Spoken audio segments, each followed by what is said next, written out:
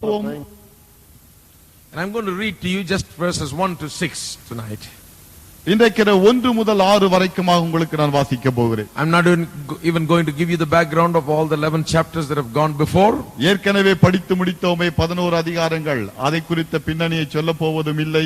Because we want to get right away into what chapter 12 is saying. காரணம் 12 என்ன சொல்கிறது அதை நாம் தொடர்ந்து நேரடியாக பார்க்க போகிறோம்.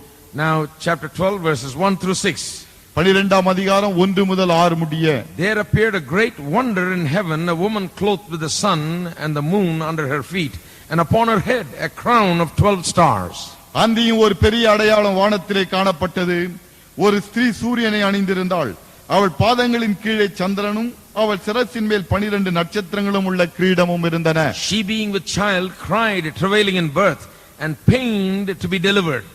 அவள் கர்ப்பவதியாயிருந்து பிரசவ வேதனை அடைந்து பிள்ளை பெறும்படி வருத்தப்பட்டாள் அலறினாள். There appeared another wonder in heaven, and behold, a great red dragon having 7 heads with 10 horns and 7 crowns upon his heads. அப்பொழுது வேறொரு அடையாளம் வானத்திலே காணப்பட்டது.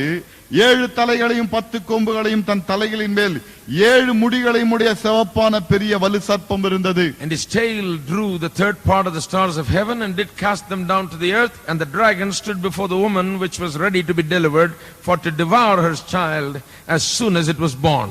அதன் வால் வானத்தின் நட்சத்திரங்களில் 1/3 பங்கை இழுத்து அவைகளை பூமியில் விழத்தள்ளிற்று. பிரசவ வேதனைப்படுகிற அந்த ஸ்திரீ பிள்ளை பெற்றவுடனே அவளுடைய பிள்ளையை பட்சித்து போடும்படிக்கு அந்த வலு சர்ப்பம் அவளுக்கு முன்பாக நின்றது. She brought forth a man child who was to rule all nations with a rod of iron, and her child was caught up unto God and to his throne. சகல ஜாதிகளையும் இருப்பு கோலால் ஆளுகை செய்யும் ஆண் பிள்ளையை அவள் பெற்றாள். அவளுடைய பிள்ளை தேவனிடத்திற்கும் அவருடைய சிங்காசனத்திற்கும் எடுத்துக் கொள்ளப்பட்டது. And the woman fled into the wilderness, where she hath a place prepared of God, that they should feed her there 1,260 days. ஸ்திரீயானவள் வனாந்தரத்திற்கு ஓடி போனாள். அங்கே 1260 நாளளவும் அவளை போஷிக்கிறதற்காக தேவனால் ஆயத்தமாக்கப்பட்ட இடம் அவளுக்கு உண்டாயிருந்தது. Now we're going to study verses 4, 5 and 6 tonight. இன்றைக்கிரவு 4, 5, 6 வசனங்களை படிக்க போகிறோம். Verses 1, 2 and 3 we have already dealt with last week. 1, 2, 3 ஆகிய வசனங்களை கடந்த வாரத்தில் ஏற்கனவே நாம் படித்து முடித்திருக்கிறோம். Just let me give a summary of those 3 verses so that we can get on to 4th verse. முதல் 3 வசனங்களை குறித்த ஒரு சுருக்கத்தை சொல்லுகிறேன், அப்பொழுதுதான் 4ஆம் வசனத்தின் தொடர்ச்சி நமக்கு புரியும். In the first verse is the vision of John, where he sees a woman clothed with the sun and the moon under her feet and crown of 12 stars upon her head. முதலாம் வசனத்திலே என்ன பார்க்கிறோம்? யோவான் ஒரு ஸ்திரீயை அங்கே தரிசனத்திலே காண்கிறாள். அந்த ஸ்திரீ சூரியனை அணிந்திருந்தாள். அவள் பாதங்களின் கீழே சந்திரனும் அவள் சிரசின் மேல் 12 நட்சத்திரங்களும் உள்ள கிரீடமும் இருந்தன. She was with a child, travailing and paining to bring forth the child. அவள் கர்ப்பவதியாக இருந்து ஒரு பிள்ளையை பெற்றெடுக்கும்படியான பிரசவ வேதனைக்குள்ளாக இருந்தாள். When you come to verse 4, it says that she brought forth the child, and as soon as she brought forth the child, the devil was ready to devour that child. 4ஆம் வசனத்தை பார்க்கும் வேளையிலே அவள் பிள்ளையை பெற்றெடுத்த உடனே அந்த பிள்ளையை விழுங்கும்படியாக பிசாசு ஆயத்தத்தோடு காத்திருக்கிறார் என்று பார்க்கிறோம். So who is this woman? இந்த ஸ்திரீ யார்? This is what we answered last Sunday morning and last Sunday night.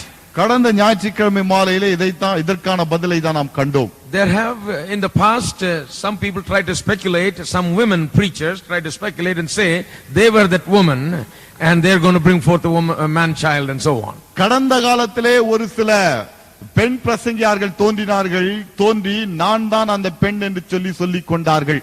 They said they're going to bring forth a man child. நான் ஒரு ஆண் பிள்ளையை பெற்றெடுக்க போகிறேன் என்று சொல்லிக் கொண்டார்கள். One woman preacher even set a date. ஒரு பெண் பிரசங்கியா ஒரு நாளையே குறித்து விட்டார். It never happened, but she had a following of 200,000 people. அது நடக்கவில்லை, ஆனாலும் அவளுக்கு பின்னாலே 2 லட்சம் பேர் போய் விட்டார்கள். Another opinion about this verse is that it refers to Virgin Mary because she was the mother of Jesus. இந்த ஸ்திரீயை குறித்து சொல்கிற இன்னொரு காரியம் என்று சொன்னால் கன்னி மரியாளாக இருக்க வேண்டும், காரணம் அவள் இயேசுவை பெற்றெடுத்தாள் என்று சொல்லுகிறார்கள். The facts about the child are very plain and obvious that it is Jesus Christ. அந்த ஆண் பிள்ளை குறித்த சத்தியத்தை பார்க்கும் வேளையிலே இயேசு கிறிஸ்துவை குறித்த அப்பட்டமான வெளிப்படையான ஒரு அடையாளமாக அது இருக்கிறது. So they think the woman must refer to Virgin Mary. ஆகவே என்ன சொல்கிறார்கள்? இந்த ஸ்திரீ கன்னி மரியாளாக தான் இருக்க வேண்டும். But as much as we like Virgin Mary, it is not so according to the passage that is given here. கன்னிமரியாளை நமக்கு மிகவும் பிடித்திருக்கிறது, அவர்கள் மீது எந்த வெறுப்பும் இல்லை. ஆனால் இந்த பகுதியிலே சொல்லப்படுவது கன்னிமரியாளை குறித்து அல்ல. It is talking about the nation of Israel because Jesus is the son of Israel. இஸ்ரவேல் தேசத்தை குறித்து இது சொல்லுகிறது. காரணம் இயேசு கிறிஸ்து இஸ்ரவேலின் குமாரன். Why is it not Virgin Mary? ஏன் இது கன்னிமரியாளாக Because இல்லை? later on in the chapter we will study that this woman is talked about as being persecuted for some time. பின்னால உள்ள அதிகாரத்தில் என்ன வாசிக்கிறோம்? இந்த ஸ்திரீயாகப்பட்டவள் கொஞ்ச காலத்திற்கு உபத்திரவப்படுத்தப்பட்டாள். And during that time when these things happen, இந்த காரியங்கள் நடந்து கொண்டிருக்கும் வேளையில் Virgin Mary will not be there. மரியாள் கன்னிமரியாள் அங்கே இருக்க மாட்டார். She will be risen and gone to be with Jesus. உயிர்த்தெழுந்து இயேசுவோடு கூட இருக்கும்படியாக போய்விட்டு இருப்பார். And she is not the one that is going to be persecuted during the time of tribulation. உபத்திரவ காலத்திலே பாடுபட போவது இந்த சகோதரி அல்லவே அல்ல. These things that are described in chapter 12 are events that are going to happen during the last portion of the tribulation period. 12ஆம் அதிகாரத்தில் சொல்லப்பட்டிருக்கிறது இந்த சம்பவங்கள் எப்பொழுது நடைபெற போகிறது? உபத்திரவ காலத்தின் அடுத்த அரை பகுதியில் நடைபெற போகின்றவைகள். And already the church would have been raptured. ஏற்கனவே சபை எடுத்துக்கொள்ளப்பட்டு The இருக்கும். tribulation period is a very special period in which God will deal with the nation of Israel. இந்த உபத்திரவ காலம் இருக்கிறதே விசேஷித்த ஒரு காலம். காரணம் இஸ்ரவேல் புத்திரரோடு ஆண்டவர் இடைப்பட போகிற ஒரு காலம் இது. It is called a time of Jacob's trouble. யாக்கோபின் இக்கட்டு காலம் என்று அழைக்கப்படுகிறது. So it is a special time of 7 years where God will deal with the people of Israel. ஆகவே இந்த 7 வருடங்கள் என்பது விசேஷித்த வருடங்களாக இருக்கும். காரணம் இஸ்ரவேல் புத்திரரோடு ஆண்டவர் இடைப்படும் ஒரு காலம். So the woman here refers not to Virgin Mary. ஆகவே இந்த இடத்துல ஸ்திரீ என்று குறிப்பிடுகிறதே அது கன்னிமரியாளை குறிக்கவில்லை. The woman here refers to the nation of Israel whose son Jesus was. இந்த இடத்திலே ஸ்திரீ என்று சொல்லப்படுவது இஸ்ரவேல் தேசத்தை குறிக்கிறது. அந்த இஸ்ரவேலின் புத்திரர் தான் இயேசு கிறிஸ்து. The Bible many places plainly refers to Jesus Christ as the son of the nation of Israel. இப்ப வேத புத்தகம் பல இடங்களிலே இயேசுவை குறித்து சொல்லும்போது தெளிவாக சொல்லுகிறது இஸ்ரவேலின் குமாரன் என்று. And so when we read about the woman, we need to understand that it is talking about the nation of Israel. ஆகவே இந்த குறித்து இந்த ஸ்திரீயை குறித்து படிக்கும் வேளையில் தெளிவாக புரிந்து கொள்ள வேண்டும். இஸ்ரவேலை குறித்து தான் இது சொல்லுகிறது. Then we talked about the great red dragon. அதன் பிறகு சிவப்பான பெரிய வலு சர்ப்பத்தை குறித்து படித்தோம். This is of course talking about the devil. இது பிசாசை குறித்து தெளிவாக சொல்லுகிறது. And he is described as the great red dragon. அவன் எப்படி வர்ணிக்கப்படுகிறான்? சிவப்பான பெரிய வலு சர்ப்பம். Red because of his bloody murders. சிவப்பு ஏன்? கொலைபாதகனாக அவன் விளங்குகிறான். He is the father of all murders. கொலைக்காரர்கள் அனைத்திற்கும் தகப்பனாக He has been விளங்குகிறான். murderer from the beginning. ஆதி முதற்கொண்டே கொலை செய்கிறவனாக இருக்கிறான். Dragon is a word that describes his cruelty and his atrocity as Satan and all the things that he does through Antichrist during the tribulation. வலு சர்ப்பம் என்று சொல்லும் வேளையில ஏன் அப்படி அவன் வர்ணிக்கப்படுகிறான்? உபத்திரவ காலத்திலே அந்த கிறிஸ்துவின் மூலமாக அட்டூழியங்களையும் அநியாயங்களையும் கொடூரமான காரியங்களையும் அவன் செய்து மக்களை கொன்று குவிக்கிறபடியினால் தான். The horror of the devil is described by that word dragon. பிசாசு எவ்வளவு கொடூரமானவன் என்பது இந்த வார்த்தையின் மூலமாக வர்ணிக்கப்படுகிறது. வலு சர்ப்பம் என்கிற And வார்த்தை. verse 4 says that this Satan drew a third part of the angels of heaven with him when he fell from God. 4ஆம் வசனம் என்ன சொல்கிறது? பிசாசு வானத்திலிருந்து விழுந்த வேளையிலே தூதர் கூட்டத்தில் மூன்றில் ஒரு பங்கை தன்னோடு இழுத்துக் கொண்டு விழுந்தான். So now let's continue our studies. ஆகவே தொடர்ந்து நம்முடைய பாடத்தை It படிப்போம். says in verse 4, in the middle of the verse 4, 4ஆம் வசனத்தின் மைய பகுதியிலே, the second portion rather, அது சொல்லப்போனால் பின்பகுதி, இரண்டாவது it says, and பகுதி. the dragon stood before the woman which was ready to be delivered for to devour her child as soon as it was born. பிரசவ வேதனைப்படுகிற அந்த ஸ்திரீ பிள்ளை பெற்றவுடனே அவளுடைய பிள்ளையை பட்சித்து போடும்படிக்கு அந்த வலு சர்ப்பம் அவளுக்கு முன்பாக நின்றது. Notice the phrase that the dragon stood before the woman. அந்த வார்த்தையை சொற்றொடரை நன்றாக கவனியுங்கள். அந்த வலு சர்ப்பம் அவளுக்கு முன்பாக நின்றது. What was the occasion? எந்த சம்பவம் அது? This woman is now trying to bring forth this child. என்ன நடக்க போகிறது? இந்த பெண் இப்பொழுது குழந்தையை பெற்றெடுக்க போகிறாள். This is talking about the nation of Israel as it was in times old. பின் முந்தின நாட்களிலே இஸ்ரவேல் தேசம் இருந்ததே அதை குறித்து சொல்கிறது. God promised in Genesis chapter 3 verse 15 the coming Messiah. ஆதியாகமம் 3:15 வசனத்திலே வரப்போகிற மேசியாவை குறித்து தேவன் சொல்லி இருந்தார். He cursed the devil. பிசாசை சபித்தார். And there he said, I will make enmity. I'll put enmity between you and the woman's seed. Yours. அந்த இடத்திலே ஒரு காரியத்தை சொன்னார், என்ன உன் வித்துக்கும் ஸ்திரீயின் வித்துக்கும் இடையே பகையை உண்டாக்குவேன். You will crush his heel and he will crush your head. அவர் உன் தலையை நசுக்குவார், நீ அவர் குதிங்காலை நசுக்குவாய். Genesis 3:15 is the first promise of the coming Messiah. வரப்போகிற மேசியாவை குறித்த முதல் வாக்குத்தத்தம் ஆதியாகமம் 3:15 தான் வருகிறது. Immediately the devil was afraid. உடனடியாக பிசாசுக்கு நடுக்கம். Why? ஏன்? Because God now is going to do something. தேவன் ஏதோ ஒன்றை போல் செய்ய He is போகிறார். going to raise up a man. ஒரு ஆண் பிள்ளை எழுப்ப போகிறார். The devil knows that this man is going to be born of a woman. இந்த பிசாசுக்கு நன்றாக தெரியும், இந்த ஆண் பிள்ளை ஒரு ஸ்திரீக்கு தான் பிறக்க போகிறான். And that male child will grow up to crush his head. அந்த ஆண் பிள்ளை வளர்ந்து என்னுடைய தலையை நசுக்கும் என்று அவனுக்கு தெரியும். The devil understood that his defeat is in the hands of a human being.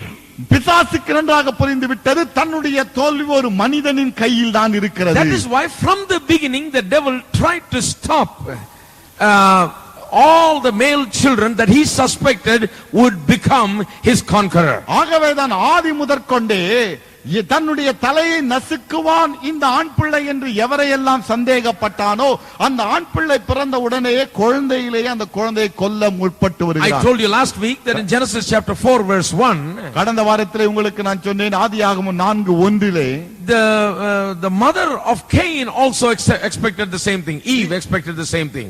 ஏவாள் கூட தன்னுடைய மகன் விஷயத்தில் இதை தான் எதிர்பார்த்தாள். Not only the devil expected a deliverer who will come and crush his head. ஒரு விடுதலை ரட்சகர் தோன்றுவார், தன்னுடைய தலையை நசுக்குவார் என்று பிசாசு எதிர்பார்த்தது மாத்திரமல்ல, The woman was also in great expectation. இந்த பெண்ணும் கூட எதிர்பார்த்து காத்திருந்தாள். Of what? எதை குறித்து? Of a child that will be born through her that will crush the devil's head. தன் மூலமாக ஒரு குழந்தை பிறக்கும், ஆண்மகன் பிறப்பான், அவன் பிசாசின் தலையை நசுக்குவான். In verse 1 of chapter 4, 4:1 வசனத்தில் Cain is born, காயின் பிறக்கிறார், the first child, முதல் குழந்தை. and Eve is excited. ஏவாளுக்கு ஒரே குதூகலம். Eve says, I have begotten a man from the Lord. என்ன சொல்கிறார்? ஏவாள் கர்த்தரிடத்திலிருந்து ஒரு ஆண் மகனை பெற்றேன். Bible scholars say that she's actually saying, I've gotten that child which God said I will have that will crush the head of the devil. வேத வல்லுனர்கள் என்ன சொல்கிறார்கள்? ஆதியாகமத்தில் சொல்லப்பட்டது ஆண் பிள்ளை, அந்த ஆண் பிள்ளையை பிசாசின் தலையை நசுக்கத்தக்கதான ஆண் பிள்ளையை நான் பெற்றெடுத்தேன் என்று சொல்லி ஏவாள் சொன்னதாக சொல்கிறார்கள். Her exclamation and her joy that is expressed when she said, oh, I've begotten a man from the Lord, is due to the fact that she was expecting this man child to rise up and to crush the head of the devil. ஆண் பிள்ளையை பெற்றெடுப்பாள் என்ற ஆச்சரியத்தோடும் குதூகலத்தோடும் கூட அவள் சொன்னாலே அது எதை வெளிப்படுத்தி காட்டுகிறது? பிசாசின் தலையை நசுக்கக்கூடிய ஒரு ஆண் மகன் பிறந்திருக்கிறான் என்று அவள் எதிர்பார்த்ததை தான் காட்டுகிறது. But she found out that that child was different. ஆனால் என்ன கண்டுகொண்டாள்? அவன் தலைக்கீழாக இருந்தான். Cain was a murderer. Cain கொலைக்காரனாக மாறிவிட்டான். Instead of becoming the savior, he showed forth all of devil's qualities. ரட்சகனாக மாறுவதற்கு பதிலாக அவன் பிசாசுடைய அனைத்து அம்சங்களும் அடங்கியவனாக இருந்தான். Now Abel was looked like he was a man of God. ஆபேலை பார்த்தால் கர்த்தரின் பிள்ளையை போல தெரிந்தது. Now the devil was aiming at Abel. பிசாசு இப்போது ஆபேல் மீது குறி He வைக்கிறான். scared at Abel. ஆபேலை கண்டு இவனுக்கு பயம் இப்போது. Because Abel is God fearing. காரணம் ஆபேல் ஆண்டவருக்கு பயப்படுகிறான். And Abel is a man that has a relationship with God. மேலும் ஆபேல் ஆண்டவரோடு நல்ல உறவை வைத்திருக்கிறான். So the devil incites Cain to kill Abel. ஆகவே பிசாசு என்ன செய்கிறான்? காயினை தூண்டி ஆபேலை கொல்லும்படி சொல்லுகிறான். Because the devil is always afraid that someone is going to come up, a godly man who's going to crush his head. பிசாசுக்கு நன்றாக தெரியும் தேவ பக்தி உள்ள ஒரு ஆண் பிள்ளை தோன்றுவான், என் தலையை நசுக்குவான் என்று அவனுக்கு நன்றாக தெரியும். And that is why he incited Cain to kill Abel. ஆகவே தான் காயினை தூண்டினான், ஆபேலை கொல்லும்படி. He thought it was finished. என்ன நினைத்தான்? அவனை முடித்து விடுவோம். Cain is now a murderer. இப்போது காயின் கொலைக்காரனாக மாறிவிட்டான். Abel, the godly man, is dead. தேவ பக்தி உள்ள ஆபேல் மரித்தான். But lo and behold, Seth was born.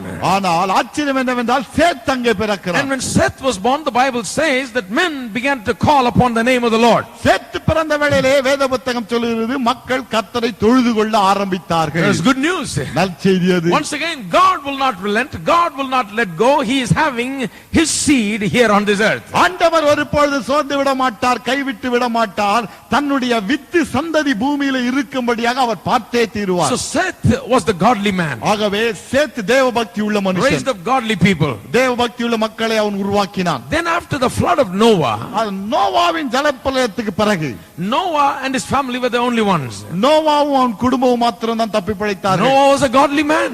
Noah தேவ பக்தி உள்ள மனுஷன். The Bible says that he was a preacher of righteousness. வேத புத்தகம் சொல்லுகிறது அவன் நீதியை பிரசங்கிக்கிறவனாக இருந்தான். And the devil knew that if Noah was to live and bring forth children, and through him might come the one who will crush his head. பிசாசுக்கு நன்றாக தெரியும் நோவாவை இப்படியே விட்டு விட்டால் பிள்ளைகளை பெற்றெடுப்பான், இந்த பிள்ளைகள் வளர்ந்து என்னுடைய தலையை நசுக்கும் என்று அவனுக்கு தெரியும். So he got into Noah and began to corrupt Noah, where Noah acted in a very corrupt and immoral manner after the flood and did some very unusual things. ஆகவே நோவாவுக்குள்ளாக இந்த பிசாசானவன் நுழைந்தான், அவரை தூண்டினான். இந்த ஜலப்பிரளயத்துக்கு பிறகு சற்று துன்மார்க்கமான அல்லது சீர்கெட்ட வாழ்க்கையை நோவா வாழ ஆரம்பித்தார். Because the devil was afraid. காரணம் பிசாசு பயந்து விட்டான். Because he knew when that human being comes, there will be his defeat. காரணம் அந்த மனிதன் வந்து விட்டால் என்னுடைய தலை நசுக்கப்படும் என்று அவனுக்கு தெரியும். Then after Noah, the devil got into a man called Nimrod. அதற்கு நோவாவுக்கு பிறகு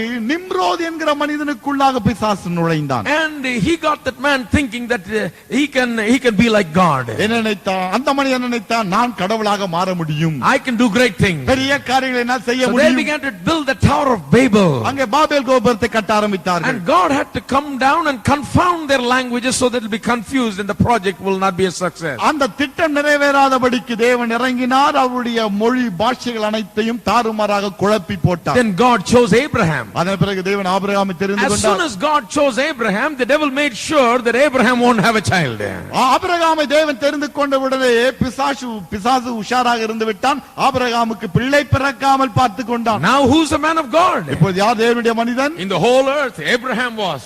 அந்த பூமியிலேயே ஒரே ஒரு மனிதன், அவர்தான் ஆபிரகாம். Called of God. தேவனால் So அழைக்கப்பட்டவர். the devil is afraid. அது பிசாசுக்கு பயம். He said maybe God is working now. ஒருவேளை ஆண்டவர் இப்போது கிரியை செய்கிறாரோ, And he's going to bring forth a child. ஒருவேளை இவன் பிள்ளை பெற்றெடுப்பானோ, And that will crush my head. அது என் தலை நசுக்குமோ, So he was afraid. பயந்து இருக்கிறான். But God promised Abraham that he will have a child. ஆனால் தேவன் ஆபிரகாமுக்கு வாக்கு பண்ணினார், உனக்கு ஒரு குழந்தை பிறக்கும் என்று.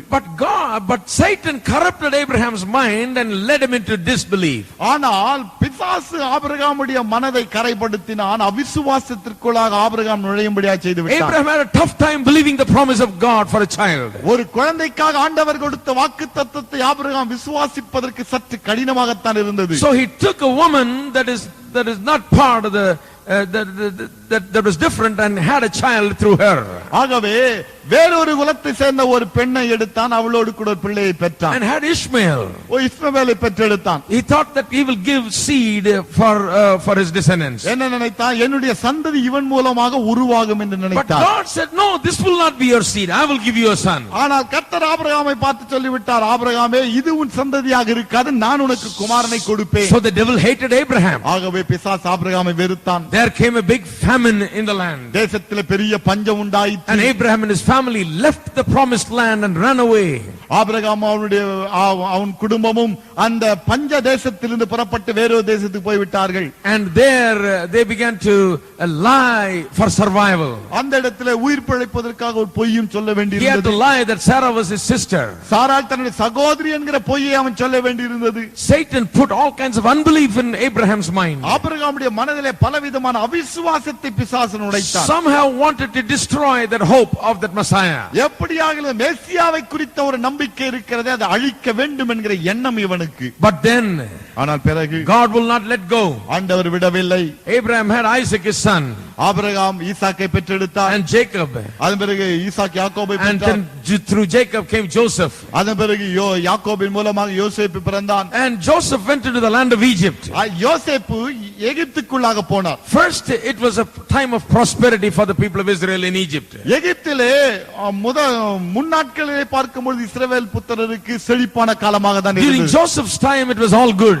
யோசேப்பின் நாட்களிலே அவர்கள் நன்றாக இருந்தார்கள். Then there came another Pharaoh ஆனால் அதன் பிறகு இன்னொரு பார்வோன் who did தோன்றினார். not understand who the people of Israel were. இஸ்ரவேல் புத்திரரை குறித்து அறிவில்லாத ஒரு மனுஷன். And the devil got into him. பிசாசு அவனுக்குள்ளாக நுழைந்தான். You know, many times when the kings and leaders of nations pass orders, sometimes the devil gets into them. பாருங்க, சில வேளையிலே இந்த ராஜாக்களும் மந்திரிகளும் அரசர்களும் சட்டதிட்டங்களை இயற்றும் வேளையிலே பிசாசு அவளுக்குள்ளாக நுழைந்து அந்த சட்டங்களை முறுக்கி விடுகிறான். That is why we need to pray for our nation. ஆகவே தான் நம்முடைய தேசத்துக்காக ஜெபிக்க வேண்டியது அவசியம். That is why prayer for the nation is very important. தேசத்திற்காக ஜெபிக்க வேண்டியது மிக முக்கியமானது என்று We can சொல்கிறேன். stop the devil from working effectively in their lives by our intercession. நம்முடைய பரிந்து பேசுகிற ஜெபத்தின் மூலமாக பிசாசானவன் அவருடைய வாழ்க்கையிலே அதிகமாக செயல்படாதபடிக்கு நாம் தடுத்து நிறுத்த What did the முடியும். devil do? பிசாசு என்ன செய்தான்? He got the Pharaoh of Egypt to order the killing of all male children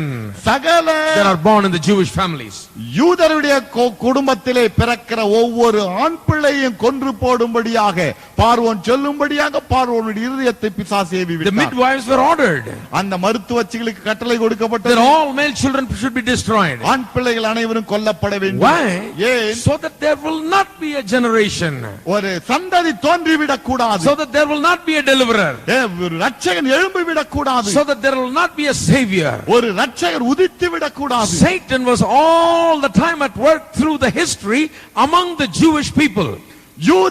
யூதர்களின் சரித்திரத்தை எடுத்து பார்க்க வேளையிலே பிசாசு எப்பொழுதும் அவர்களுக்குள்ளாக இருந்து கிரியை செய்து கொண்டே வந்தான். When verse 4 says that the dragon stood before the woman which was ready to be delivered, அந்த பிள்ளையை பெற்றவுடனே அந்த பிள்ளையை பட்சித்து போடும்படிக்கு அந்த வலு சர்ப்பம் அவளுக்கு முன்பாக நின்றது என்று வேத புத்தகம் சொல்லும்போது the devil was standing against the people of Israel from the beginning of history. சரித்திரத்தின் துவக்கத்திலிருந்தே பிசாசாகப்பட்ட இஸ்ரவேலருக்கு முன்பாக நின்று கொண்டே Stood இருக்கிறார். before the woman refers to the devil standing and resisting the nation of Israel, trying to destroy the nation of Israel. அந்த ஸ்திரீக்கு முன்பாக நின்றான் என்று சொல்லும் வேளையிலே என்ன அர்த்தமாகிறது?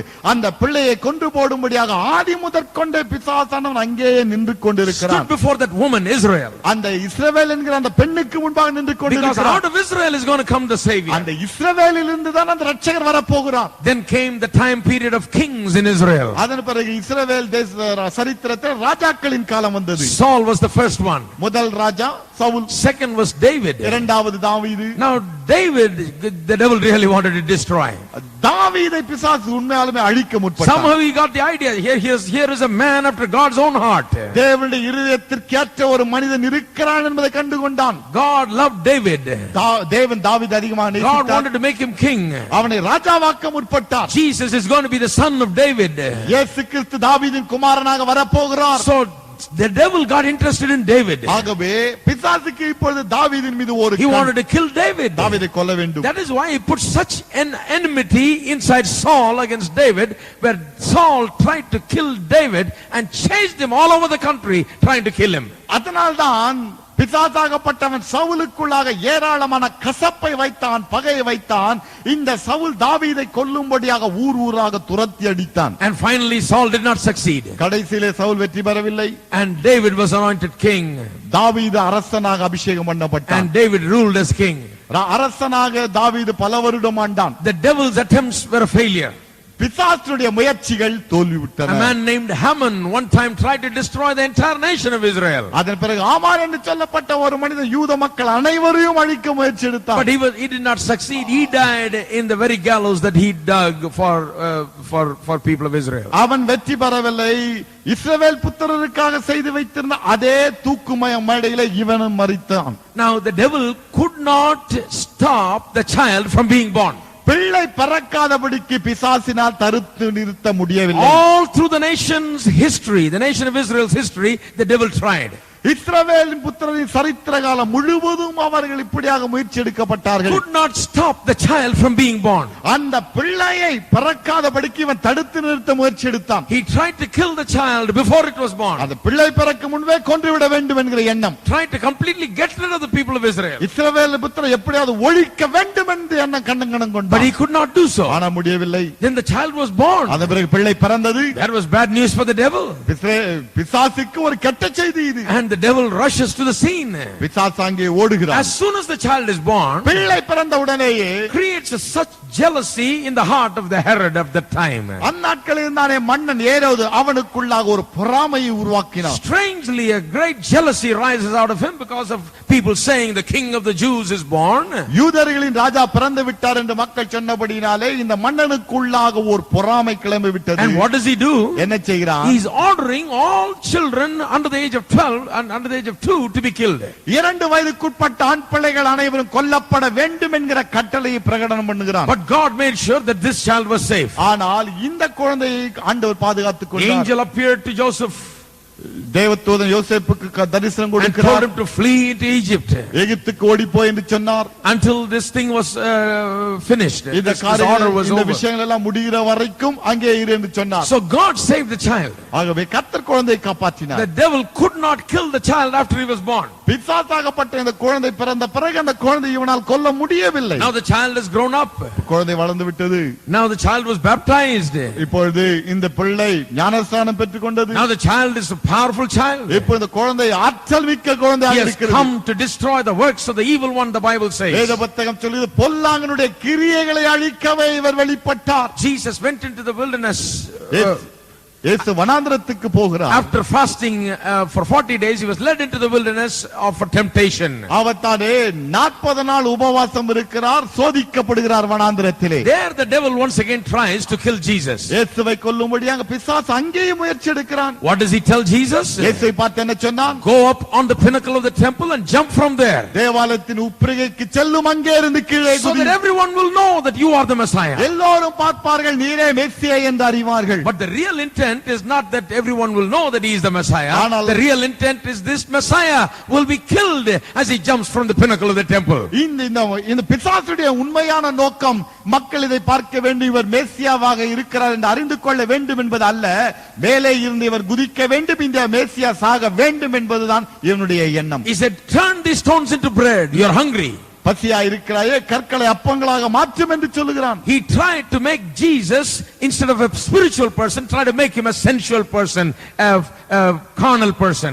ஆவிக்குரிய மனிதனாக இயேசுவை மாற்றுவதற்கு பதிலாக மாம்சத்துக்குரியவனாக இயேசுவை திருப்ப பார்க்கிறான். So that he can lose his power and he will have no effect. தன்னுடைய வல்லமை அவர் இழக்க வேண்டும், செயல் இழந்தவராக மாற வேண்டும் என்பதுதான் இவன் எண்ணம். So that he'll be like any other man. மற்ற மனிதனைப் போல இவர் மாறி He விடுவார். said, fall down and worship me. I'll give you the kingdoms of this world. என்ன சொல்லுகிறான்? தாழே விழுந்து பணிந்து கொள்ளும், இந்த ராஜ்யம் அனைத்தையும் உனக்கு நான் கொடுக்கிறேன். Why?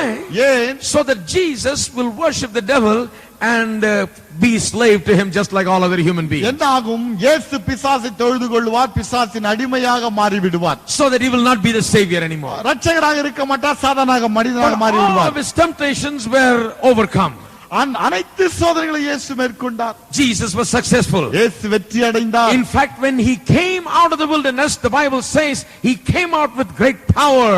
உண்மையிலே சொல்ல போன வேத புத்தகம் சொல்லுகிறது, அந்த வனாந்திர வாழ்க்கையிலிருந்து வெளியே வந்த உடனே ஆற்றல் மிக்கவராக வெளியே வந்தார். After he overcame the devil, பிசாசை அவர் மேற்கொண்ட பிறகு his ministry was powerful. அவருடைய ஊழியத்திலே ஒரு வல்லமை He காணப்பட்டது. launched his ministry, ஊழியத்துக்குள்ள குதித்தார், casting out devils, பிசாசை துரத்தினார், healing the sick, வியாதிஸ்தரை சுகமாக்கினார், terrorizing the devil everywhere. எங்கு சென்றாலும் பிசாசை கதிகலங்க வைத்தார். Now the devil didn't know what to do. பிசாசுக்கு இப்ப என்ன செய்வதுன்னு தெரியவில்லை. He got into the people and tried to incite them so that they will kill him by stoning him or accusing him. மக்களுக்குள்ளாக அவன் நுழைகிறான், எப்படியாவது மக்களை தூண்டி எழுப்பி இவரை, இந்த மனுஷனை இவர்கள் கல்லெறிந்து கொல்ல வேண்டும் என்று முயற்சி In எடுக்கிறார். one place he gathered the people and created such hatred for Jesus they came to kill him. ஒரு இடத்திலே பிசாசு மக்களை அதிகமாக தூண்டி விட்டபடினாலே அவரை கொல்லும்படியாக கற்களை கொண்டு வந்தார்கள். And Jesus just somehow slipped past them when they didn't notice. அவர்கள் கவனிக்காத வேளையில் இயேசு கடந்து போய் விட்டார் என்று வேதம் சொல்கிறது. And he escaped. தப்பித்துக் கொண்டார். He couldn't kill Jesus. இயேசுவை இவனால் கொல்ல முடியவில்லை. One day Jesus was traveling in the Sea of Galilee. ஒருமுறை இயேசுவானவர் கலிலேய கடலில் பயணப்பட்டு செல்கிறார். Along with his disciples. சீஷர்களோடு கூட செல்கிறார். And he is sleeping in the boat. அவர் படகிலே தூங்கிக் கொண்டிருக்கிறார். The devil brought a great big storm so that the boat was beaten.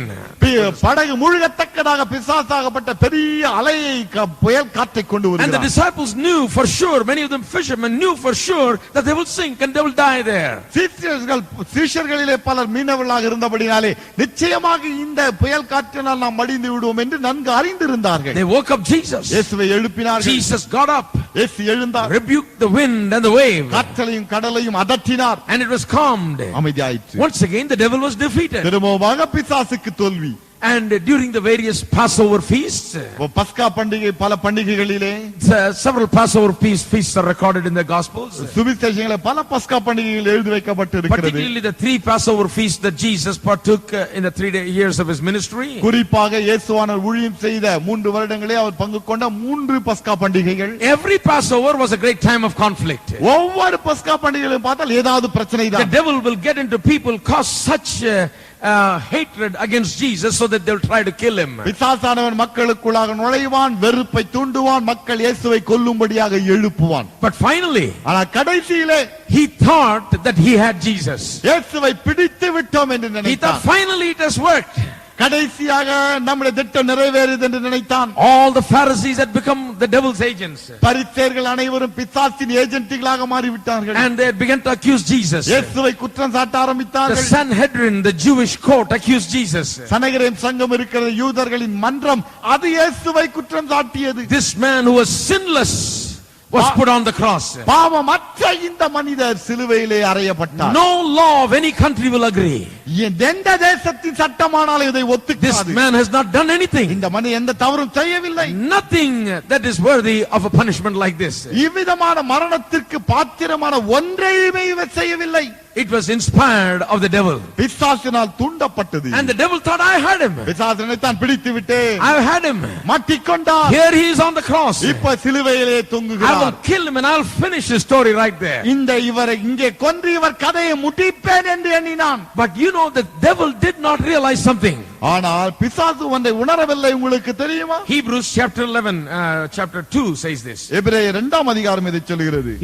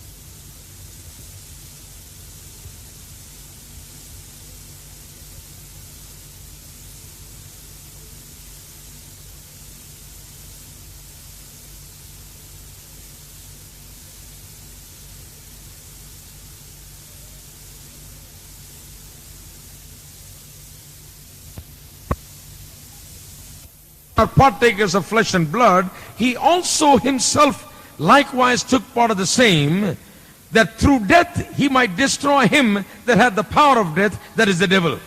ஆதலால் பிள்ளைகள் மாம்சத்தையும் இரத்தத்தையும் உடையவர்களாய் இருக்க அவரும் அவர்களைப் போல மாம்சத்தையும் இரத்தத்தையும் உடையவரானார்.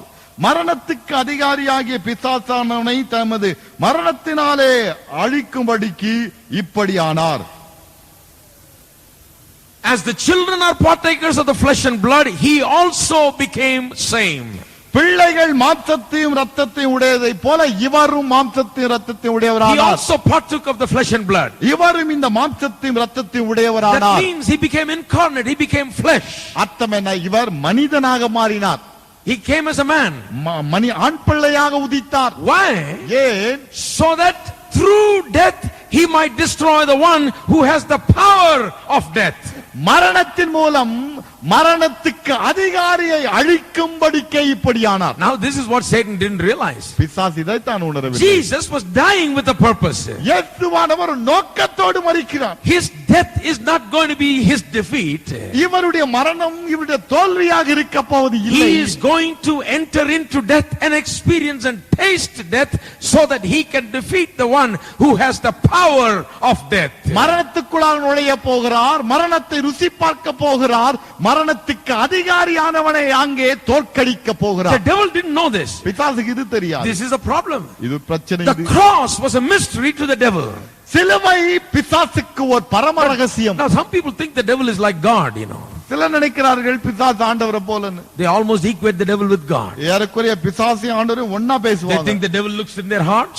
என்ன நினைக்கிறார், பிசாசு என் உள்ளத்தை பார்க்கறான். Just like God looks in our hearts. ஆண்டவர் பார்க்கறத போலவே என் உள்ளத்தை அவனும் He knows பார்க்கறான். everything that's in my heart. என் உள்ளத்துல இருக்கிற எல்லாம் அவனுக்கு தெரியும். Without telling anything, he knows it. எதையுமே சொல்லாமலே அவனுக்கு எல்லாம் தெரியும். No.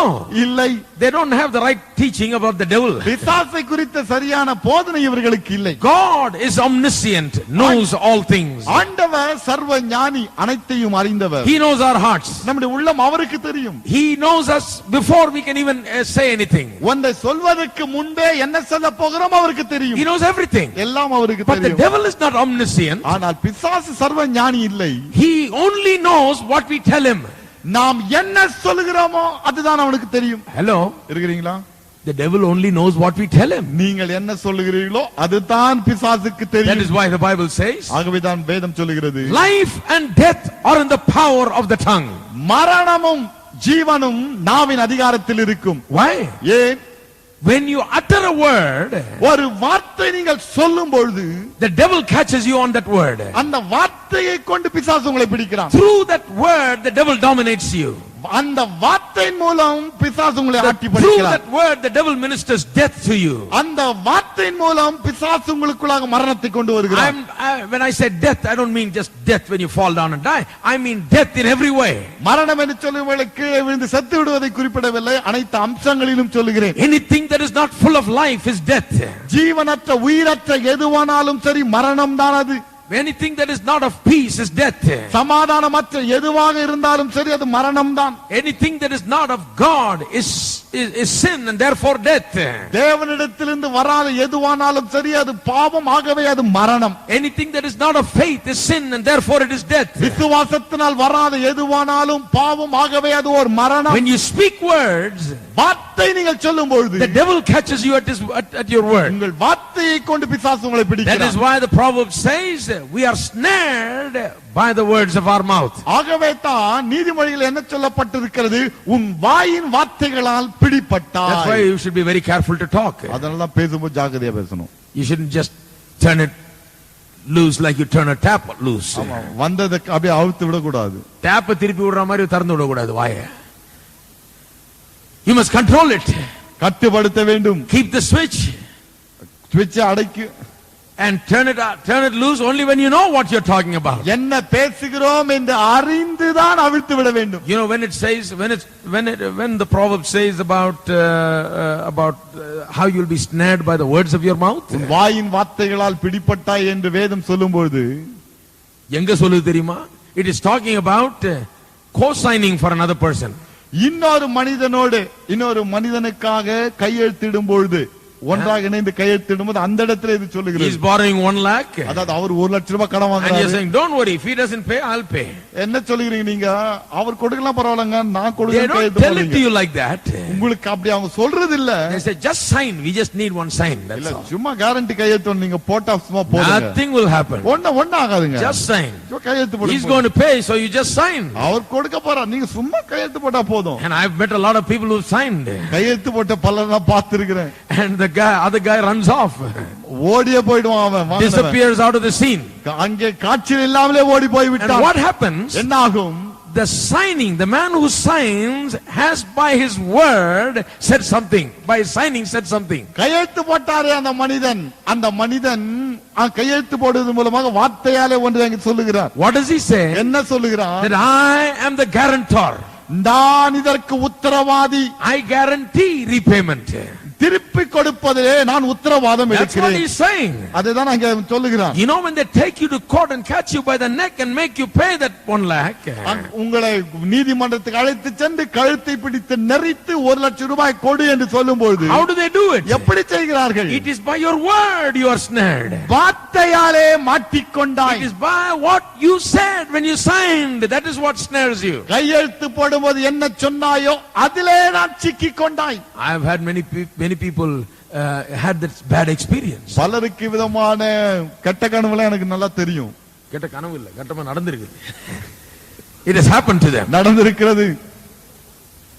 They are snared by their mouth, வார்த்தையால் by the பிடிபட்டார்கள். words of the mouth. வாயின் வார்த்தைகளால் பிடிபட்டார்கள். The devil is like that. பிசாசு இப்படிதான் He பிடிப்பான். snares people by the words of their mouth. மக்களை அவருடைய வார்த்தையாலே பிடிக்கிறான். The devil doesn't know everything. பிசாசுக்கு எல்லாம் The தெரியாது. cross was a mystery to him. அவனுக்கு சிலுவை என்பது ஒரு He ரகசியம். did not understand what the cross was all about. சிலுவை என்றால் இன்னதென்று இவனுக்கு தெரியாது. So when Christ died on the cross, ஆகவே இயேசு சிலுவையில் மரித்த வேளையில் he did not know that Jesus was tasting death so that he can have power over the one who has the power of death. அவன் பிசாசுக்கு ஒரு காரியம் தெரியாது. இயேசுவானவர் மரணத்தை ருசி பார்க்கிறார். மரணத்துக்கு அதிகாரியானவனை நசுக்கும்படியாக தான் இந்த மரணத்துக்குள்ளாக குதிக்கிறார் என்று அவனுக்கு தெரியாது. மரணத்துக்கு அதிகாரியாய் இருக்கிறவனுடைய அதிகாரத்தை பிடுங்கும்படியாக மரணத்தை ருசி பார்க்கிறார் என்று பிசாசுக்கு தெரியாமல் இருந்தது. He didn't understand why Jesus was dying. இயேசு ஏன் மரிக்கிறார் என்பதை இவன் அறியாதவனாக இருந்தான். He didn't see the meaning of cross. சிலுவையின் பொருள் இவனுக்கு புரியவில்லை. He saw that death and said, "Oh, he's dead." மரணத்தை அவன் பார்க்கிறான். ஓ, அவர் செத்தார் என்று சொன்னான். But the death of Jesus is saying, "Oh devil, your power is dead from today." ஆனால் இயேசுவின் மரணம் எதை சொல்லுகிறது? ஓ பிசாசே, இன்று முதல் மரணத்தின் மீது உனக்கு இருந்த அதிகாரம் மரித்து விட்டது. The power of death is dead. மரணத்தின் வல்லமை மரித்து விட்டது. The one who has the power of death is now going to be dead to that power. மரணத்துக்கு அதிகாரியாகப்பட்டவன் இப்பொழுது அந்த அதிகாரத்திலே மரிக்க போகிறான். If the devil knew this, பிசாசுக்கு இது தெரிந்திருக்குமே you என்றால் think he would have done that? செய்திருப்பான் என்று நினைக்கிறீர்களா? What he did on the cross was his own destruction. சிலுவையிலே அவன் செய்த காரியம் தனக்கே தோண்டிக் கொண்ட ஒரு குழி. That is all. அவ்வளவுதான். He fell in the grave that he had dug for himself. தனக்காக இன்னொருவருக்காக தோண்டின அதே குழியிலே தானே விழுகிறான். He has fallen into that. அதிலே விழுந்தான். How? எப்படி? Because cross was a mystery. சிலுவை ஓர் Turn ரகசியம். to another scripture, 1 Corinthians chapter 2. இன்னொரு வசனத்துக்கு திருப்புங்கள். 1 கொரிந்தியர் 2ஆம் அதிகாரம். 1 Corinthians 2. 1 கொரிந்தியர் 2ஆம் அதிகாரம். Here is another beautiful scripture that describes the mystery of the cross. சிலுவையின் ரகசியத்தை வெளிப்படுத்தக்கூடிய இன்னொரு வசனம் இது. Verse 6. 6ஆம் வசனம். Howbeit we speak wisdom among them that are perfect, yet not the wisdom of this world, nor of the prince of this world that come to naught.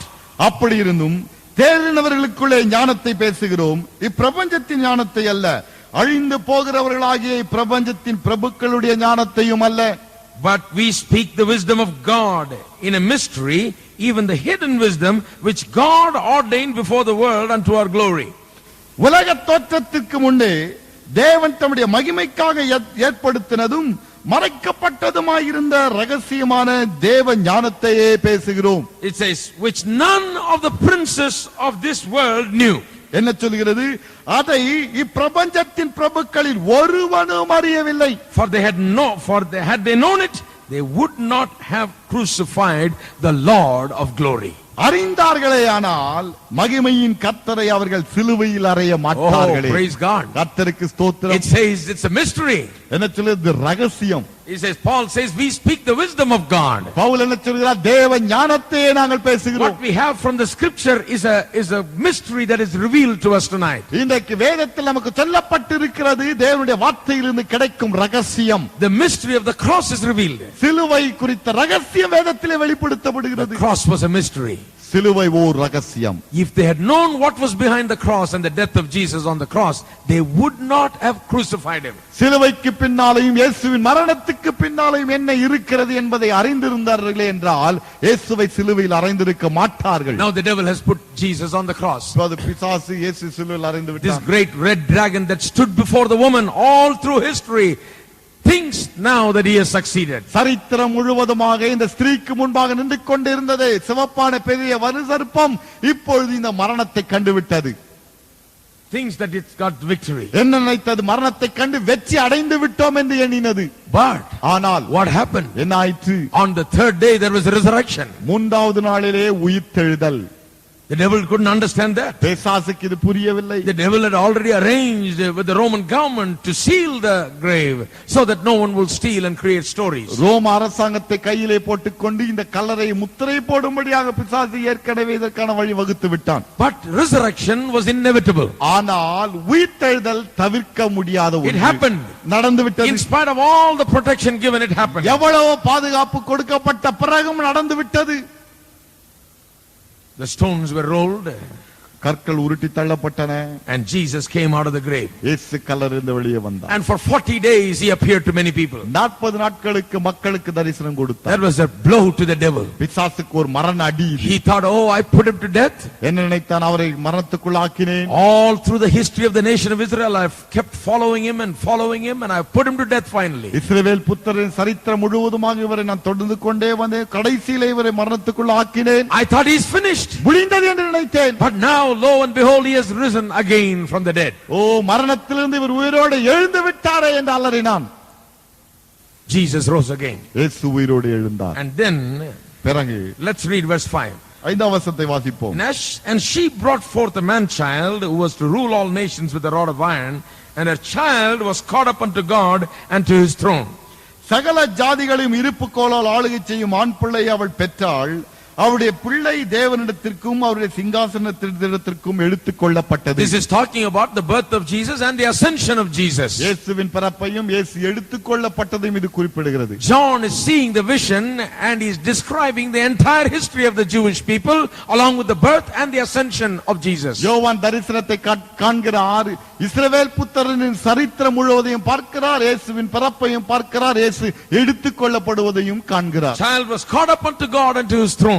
அந்த பிள்ளையாகப்பட்டது தேவனிடத்திற்கும் அவருடைய சிங்காசனத்தினிடத்திற்கு எடுத்துக் கொள்ளப்பட்டது. Now this is the greatest blow to the enemy. இப்பொழுது சத்துருவுக்கு ஒரு மரண அடி. This is why the book of Revelation is so beautiful. ஆகவே தான் சொல்கிறேன், வெளிப்படுத்தல் அருமையான ஒரு புத்தகம். It's more than just predicting some events. ஏதோ சில காரியங்களை முன்னறிவிப்பதை காட்டிலும் மேலான ஒன்று. There are great truths in here. இதில் பெரிய சத்தியம் அடங்கி The இருக்கிறது. Gospels tell us about the crucifixion of Jesus.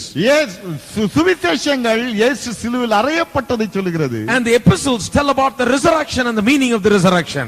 நிருபங்களோ உயிர்த்தெழுதலையும் அந்த உயிர்த்தெழுதலின் அர்த்தத்தையும் வெளிப்படுத்துகிறது. But the book of Revelation tells us about the ascension and the Christ who ascended will come back to us for us.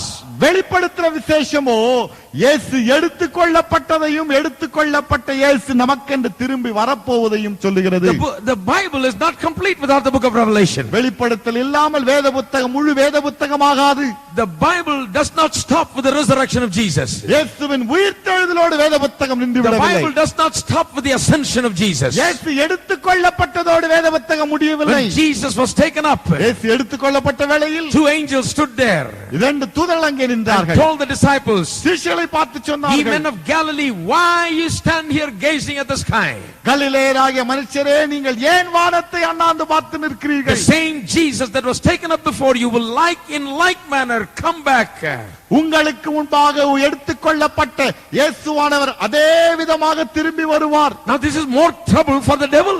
பிசாசுக்கு இது இன்னும் பெரிய கஷ்டம். This is what the book of Revelation is all about. வெளிப்படுத்துற விசேஷம் இதை குறித்ததுதான். The devil is in big trouble. பிசாசுக்கு இப்போது கஷ்டகாலம். Everybody say the devil is in big trouble. பிசாசுக்கு கஷ்டகாலம். The devil is in big trouble. பிசாசுக்கு கஷ்டகாலம். He is in big trouble இப்போது பெரிய கஷ்டகாலம் அவனுக்கு. because Jesus died காரணம் இயேசு மரித்தார் and defeated the one who had the power of death. மரணத்துக்கு அதிகாரியாகிய பிசாசானவனை தோற்கடித்தான், rose again, உயிரோடு எழுந்தான், appeared to many for 40 days, 40 நாட்கள் பலருக்கு காட்சியளித்தான், ascended into the heavens, பரலோகத்துக்கு எடுத்துக்கொள்ளப்பட்டான். and now the devil is scared. இப்பொழுது பிசாசுக்கு நடுக்கம். Because this Jesus Christ is going to come back down and bind the devil and put him out of the scene. காரணம் இந்த இயேசு திரும்ப வரப்போகிறார், பிசாசை கட்டப் போகிறார், காட்சியிலிருந்து அகற்றப் போகிறார். Glory to God. தேவனுக்கே That is what the book of Revelation is all about. வெளிப்படுத்தல அதைத்தான் சொல்லுகிறது. That is why the devil stood before this woman all this time. அதனால்தான் பிசாசு இந்த பெண்ணுக்கு முன்பாக இவ்வளவு நாட்களாக நின்று கொண்டிருந்தார். Jesus has gone up into the throne of God. இயேசு கிறிஸ்து தேவனுடைய சிங்காசனத்துக்கு முன்பாக சென்று விட்டார். He is in the throne of God, தேவனுடைய சிங்காசனத்தில் seated at the right hand of God, பிதாவின் வலது பார்சத்தில் வீற்றிருக்கிறார். and we are expecting his coming back. அவர் திரும்ப வருவதை எதிர்பார்த்து காத்திருக்கிறோம். And the devil is scared about the second coming of Jesus. இயேசுவின் இரண்டாவது வருகையை கண்டு பிசாசுக்கு நடுக்கம். So during the time of tribulation, the devil will once again stir up great enmity against the nation of Israel. ஆகவே கடைசி காலத்திலே பிசாசாகப்பட்டவன் திரும்பவுமாக இஸ்ரவேல் புத்திரருக்கு விரோதமாக கூட்டத்தை எழுப்பி விடுவான். Why? ஏன்? It is the nation of Israel and Christ together that are going to establish the kingdom on earth. இஸ்ரவேல் புத்திரரும் இயேசுவுமாக சேர்ந்துதான் தேவனுடைய ராஜ்யத்தை ஸ்தாபிக்க போகிறார்கள். They are the ones that are going to put the devil out. பிசாசை துரத்த போகிறவர்கள் அவர்கள்தான். And the devil at the end of tribulation will be very specially interested in completely annihilating and destroying the nation of Israel. கடைசி நாட்களிலே இஸ்ரவேல் புத்திரரை வேரோடு அழிக்க வேண்டும் என்று பிசாசு கங்கணம் கட்டிக்கொண்டு அலைவான். Why? ஏன்? Because God has promised many things to the people of Israel. இஸ்ரவேல் புத்திரருக்கு ஆண்டவர் எத்தனை வாக்குத்தத்தங்களை கொடுத்திருக்கிறார். For example, உதாரணமாக God promised to Abraham and to seed forever that he will give them the land of Canaan, an everlasting inheritance. கானான் தேசத்தை நித்திய சுதந்திரமாக உங்களுக்கு கொடுப்பேன் என்று ஆபிரகாமுக்கு ஆண்டவர் வாக்கு பண்ணி இருக்கிறார். What did he say he'll give? என்ன கொடுப்பேன் என்று He said சொன்னார்? all of the land of Canaan கானான் தேசம் முழுவதையும் to Abraham ஆபிரகாமுக்கும் and to his seed அவருடைய சந்ததிக்கும் for an everlasting possession. நித்திய சுதந்திரமாக கொடுப்பாராம். God said he will give. ஆண்டவர் கொடுப்பேன் என்று சொல்லி But விட்டார். did he give? கொடுத்தாரா? Abraham is already dead.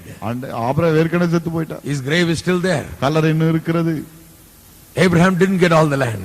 ஆபிரகாமுக்கு எல்லாம் கிடைக்கவில்லை. The nation of Israel, where it is located right now, is only a small portion of the entire land of Canaan. இப்போது இஸ்ரேல் நாடு இருக்கிறதே அவ்வளவு பெரிய நாட்டு சின்ன பகுதி தான் இப்பொழுது இருக்கிறது. It's not all the land of Canaan. முழு கானானுக்குள்ளாக இஸ்ரேல் தேசம் இப்பொழுது இல்லை.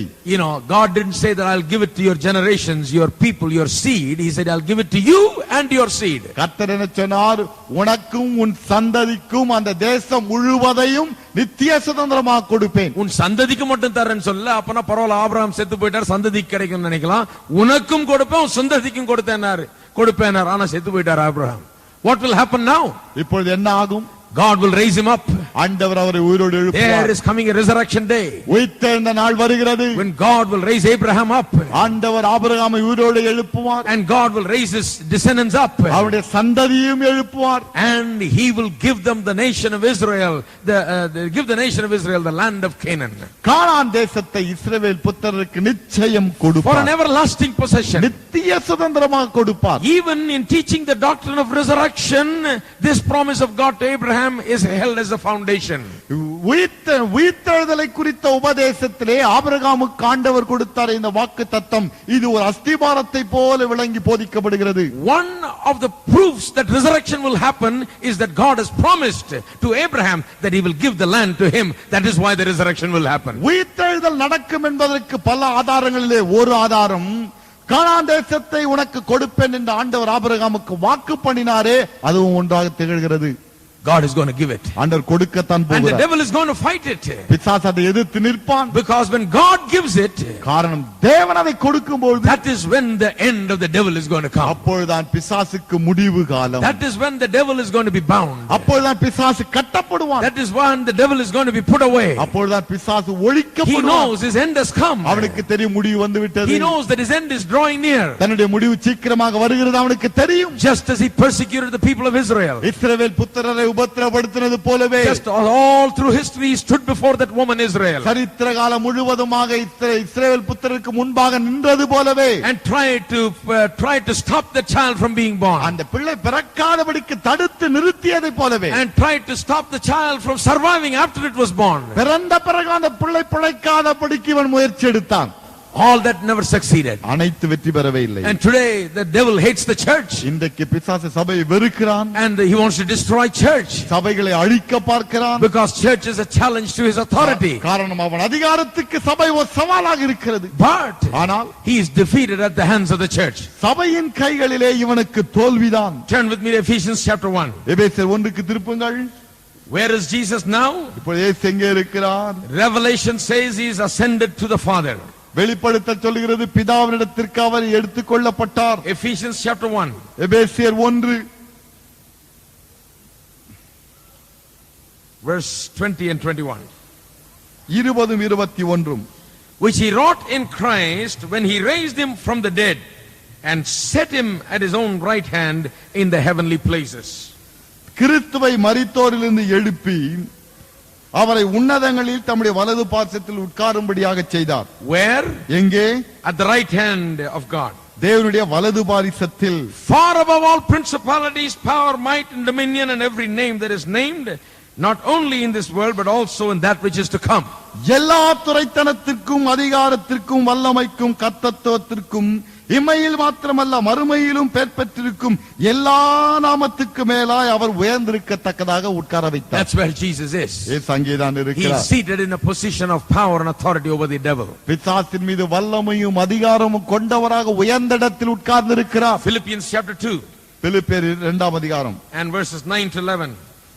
9 முதல் 11 வரைக்கும். Wherefore God also hath highly exalted him and given him a name which is above every name. ஆதலால் தேவன் எல்லாவற்றுக்கும் மேலாக அவரை உயர்த்தி எல்லா இயேசுவின் நாமத்தில் வானோர் பூதலத்தோர் பூமியின் கீழானுடைய God has highly exalted him and given him a name which is above every name, that at the name of Jesus every knee should bow of things in heaven, things in earth and things under the earth.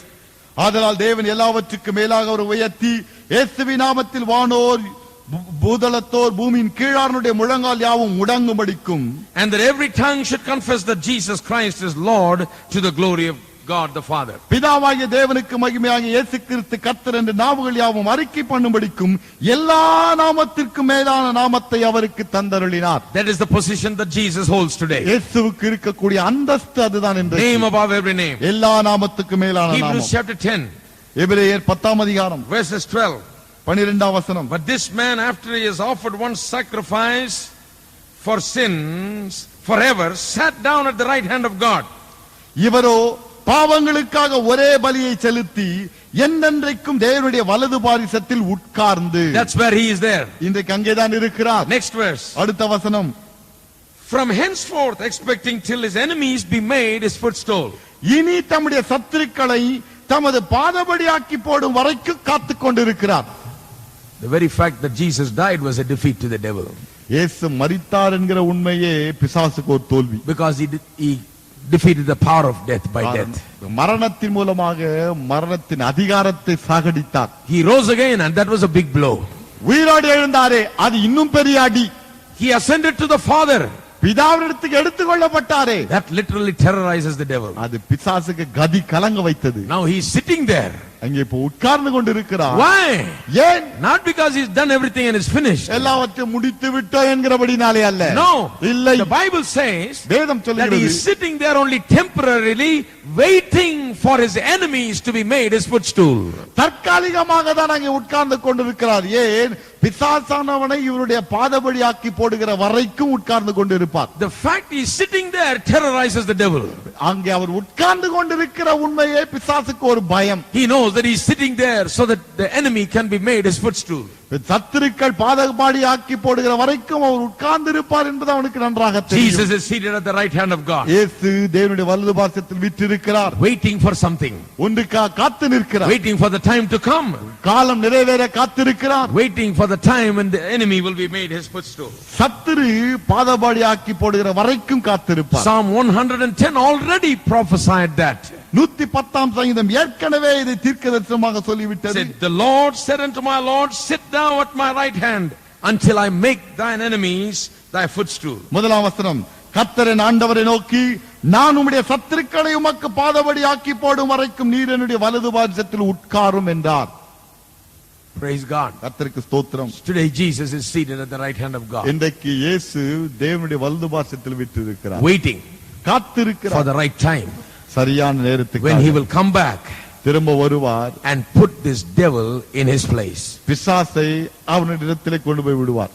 That is what he is waiting for. அதற்காக தான் காத்திருக்கிறார். That is why the world will turn into a chaotic world at the end of the tribulation. ஆகவேதான் உபத்திரவ காலத்தின் முடிவிலே உலகத்தில் மிகப்பெரிய கலகம் The உண்டாகும். Antichrist will rise up against the people of Israel, இஸ்ரவேல் புத்திரருக்கு விரோதமாக அந்திகிறிஸ்து எழும்புவான். and the devil will bring all kinds of havoc against them, அவர்களுக்கு விரோதமாக பலவிதமான நாசங்களை பிசாசு கொண்டு completely வருவான். trying to destroy them. வேரோடு அழிக்க முயற்சி எடுப்பான். Why? ஏன்? If the Antichrist can completely wipe out Israel, இஸ்ரவேல் புத்திரரை வேரோடு பிசாசு அந்திகிறிஸ்து அழித்து விடுவானே then என்றால் God cannot fulfill his promises. ஆண்டவர் தம்முடைய வாக்குத்தத்தத்தை நிறைவேற்ற முடியாது. God's word would have failed. தேவனுடைய வார்த்தை தோல்வி கண்டுவிடும். But that is why God will intervene. அதனால் தான் ஆண்டவர் தலையை விடுகிறார். He will make sure that the devil doesn't win. பிசாசு வெற்றி பெறாமல் பார்த்துக் கொள்வார். That at the end time there will be a great conflict between Christ and Satan. முடிவிலே கிறிஸ்துவுக்கும் பிசாசுக்கும் இடையே மிகப்பெரிய ஒரு On மோதல். the one side is Christ and the nation of Israel, on the other opposing side is Satan. ஒரு பக்கத்திலே கிறிஸ்துவும் இஸ்ரவேல் புத்திரரும் நிற்பார்கள், எதிர் பக்கத்திலே பிசாசும் அவனுடைய சேனை நிற்பார்கள். He will gather up all the nations of this world, இந்த உலகத்தின் ஜாதிகள் எல்லாரையும் கூட்டி சேர்ப்பான். trying to bring down with power great havoc upon the nation of தன்னுடைய Israel. வல்லமையை கொண்டு இஸ்ரவேல் புத்திரர் மீது ஏராளமான நாசங்களை கொண்டு வர This is முயற்சி எடுப்பான். described in verse 6 of chapter 12 of இது Revelation. வெளிப்படுத்தல் 12:6 சொல்லப்படுகிறது. And the woman fled into the wilderness, where she had the place prepared of God, that they should feed her there 1,260 days. ஸ்திரீயானவள் வனாந்தரத்துக்கு ஓடி போனாள், அங்கே 1260 நாள் அளவும் அவளை போஷிப்பதற்காக தேவனால் ஆயத்தமாக்கப்பட்ட இடம் அவளுக்கு உண்டாயிருந்தது. This is talking about the people of Israel இது இஸ்ரவேல் fleeing from the presence of the Antichrist. அந்திகிறிஸ்துவினுடைய சமூகத்தை விட்டு இஸ்ரவேல் புத்திரர் ஓடி விடுவதை குறித்து This is talking சொல்கிறது. about God preserving the nation of Israel towards the end of tribulation. உபத்திரவ காலத்தின் முடிவிலே இஸ்ரவேல் புத்திரரை ஆண்டவர் பாதுகாப்பதை குறித்த ஒரு வசனம் இது.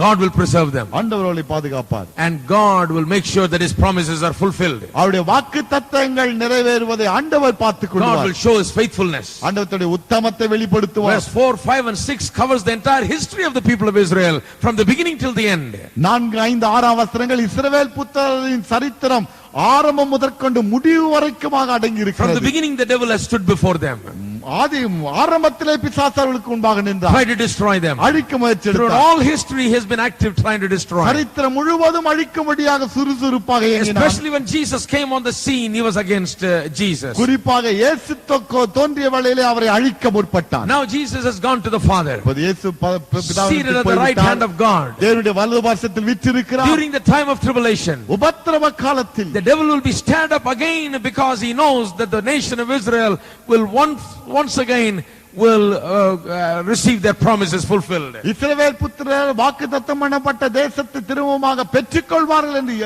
அறிந்தபடினால் பிசாசு திரும்பவுமாக அவர்களுக்கு விரோதமாக He எழும்புவார். knows that Jesus Christ who ascended will come back again. எடுத்துக்கொள்ளப்பட்ட இயேசு திரும்ப வருவார் இவனுக்கு தெரியும். The announcement by the angels that the same Jesus that went up will come down back again. இயேசு எடுத்துக்கொள்ளப்பட்ட இயேசு திரும்ப வருவார் என்று தேவதூதர்கள் அறிவித்தார்களே, அந்த அறிவிப்பு It was not heard only by the disciples and by us today, but it was also heard by the devil and all of his host. அன்றைக்கு சீஷர்கள் கேட்டது மாத்திரமல்ல, இன்றைக்கு நாம் கேட்டது மாத்திரமல்ல, பிசாசுடைய சேனை அனைத்தும் கேட்டது. That is the power in preaching about the second coming of Jesus. இயேசுவின் இரண்டாம் வருகை பிரசங்கிப்பதிலே ஒரு வல்லமை இருக்கிறது. Why? ஏன்? Because it declares an end to the evil one. பொல்லாங்கனுக்கு ஒரு முடிவு வருகிறது என்பதை அது அறிவிக்கிறது. It declares the end to this great red dragon. இந்த பெரிய சிவப்பான வலு சர்ப்பத்திற்கு முடிவு வருகிறது என்பதை அது It அறிவிக்கிறது. declares that God will be faithful to his people. ஆண்டவர் தன்னுடைய மக்கள் விஷயத்தில் உத்தமமாக விளங்குவார் என்று சொல்லுகிறது. God will fulfill his promises. தேவன் தன்னுடைய வாக்குத்தத்தத்தை அதை நிறைவேற்றுவார். Jesus will come back. இயேசு நிச்சயம் வருவார். Jesus will come back. இயேசு நிச்சயம் வருவார். Just as he came to destroy the works of that evil one. பொல்லாங்கனுடைய கிரியைகளை அழிக்கும்படியாக வெளிப்பட்டது எவ்வளவு உண்மையோ, In the first coming he destroyed the works of the evil one. முதலாம் வருகையிலே பொல்லாங்கனுடைய கிரியைகளை அழிக்க வந்தார். For those who believed in him he destroyed the works of the evil one. அவர் விசுவாசிக்கிறவர்களோ அவளுக்கென்று பொல்லாங்கனுடைய கிரியையை அவர் அழித்தார். In his second coming இரண்டாம் வருகையிலே he will destroy the evil one himself. பொல்லாங்கனையே அழிப்பார். Hallelujah. Hallelujah. The evil one himself. அந்த பொல்லாங்கனையே அழிப்பார். That is why the devil gets all mad towards the அதனால்தான் end. பிசாசுக்கு இன்றைக்கு அவ்வளவு கோபம். On that day he will get so அந்நாட்களே mad. அவ்வளவு கோபம் வரும். That is why he brings such havoc. அதனால அவ்வளவு பெரிய நாசத்தை And we'll study about that in the next coming weeks. வரப்போகிற வாரங்களில் அதை குறித்து படிப்போம். The devil will act very specially crazy. பிசாசுக்கு அதிகமாக பைத்தியம் பிடித்து விடும். You know, when a devil possessed person is there, ஒரு பிசாசு பிடிச்ச மனுஷன் வந்து you இருக்கும்போது tell the evil spirit to get out. பிசாசை பார்த்து வெளியே போ என்று சொல்லி பாருங்க. That's when it will scream. அப்பதான் ஓன் கத்தும். That's when it will roll. அப்பதான் உருளும். That's when it will shout. அப்பதான் கூப்பாடு போடும். Why? ஏன்? A lot of people go after it and catch the woman, you know, and put her down, pump her stomach and catch her throat, you know. பலர் இருக்கிறாங்க, அந்த அம்மா பிடிச்ச முடிய பிடிச்சி கீழே தள்ளி வைத்த போச்சு அமுக்கு போ என்று சொல்லுவாங்க. I don't bother with that. அத பத்தி எனக்கு கவலை கிடையாது. When we say go, it gets all wound up. போ என்று சொன்ன உடனேயே சுறுசுறுப்பாக இயங்குகிறது. ஒண்ணு இல்ல, அதுக்கு அலர்ஜி பாவம். போணும்னு தெரியும்.